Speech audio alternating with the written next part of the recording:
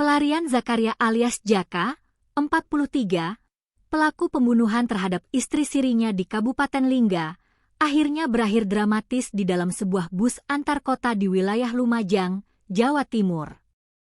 Namun siapa yang menyangka, pelarian Jaka ke Pulau Jawa ternyata mempunyai maksud.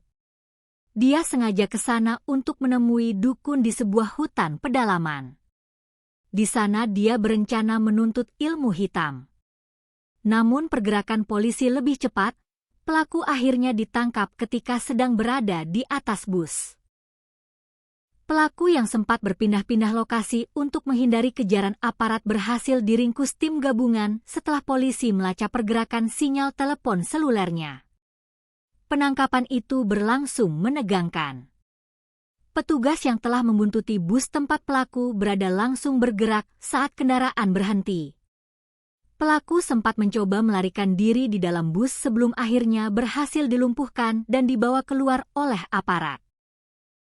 Kapolres Lingga, AKBP Pahala, mengatakan proses penangkapan terhadap tersangka membutuhkan kerja keras karena pelaku cukup lihai menghilangkan jejak selama pelarian.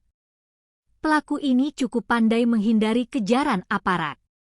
Dia bergerak ke lokasi-lokasi yang jauh dari aktivitas petugas dan terus berpindah tempat, ujar AKBP Pahala saat ungkap kasus di lobi di Treskrimum Polda Kepri, Senin, 11 Mei 2026, sore. Usai melakukan pembunuhan pada 28 April 2026 lalu, Jaka diketahui melarikan diri dari Lingga menuju Pulau Jawa. Sejak saat itu, aparat kepolisian terus memburunya. Dalam pelariannya, pelaku disebut kerap mengganti nomor telepon untuk mengelabui petugas. Namun upaya tersebut akhirnya gagal setelah tim berhasil melakukan pelacakan digital dan mendeteksi keberadaannya di wilayah Banyuwangi, Jawa Timur. Tim gabungan Satreskrim Polres Lingga bersama Subdit Jatanras di Treskrimum Polda Kepri kemudian melakukan pengejaran lintas provinsi dengan melibatkan Polres Banyuwangi, Polres Lumajang, dan Polres Ponorogo. Awalnya, keberadaan pelaku terlacak di Banyuwangi. Namun saat pengejaran dilakukan, diketahui pelaku tengah berada di dalam bus dan hendak menuju Ponorogo. Pada saat proses penangkapan itu kami bekerja sama dengan rekan-rekan dari Polres Lumajang, Polres Banyuwangi, Polres Ponorogo, serta tim penyidik dari Polres Lingga dan di Treskrimum Polda Kepri, katanya.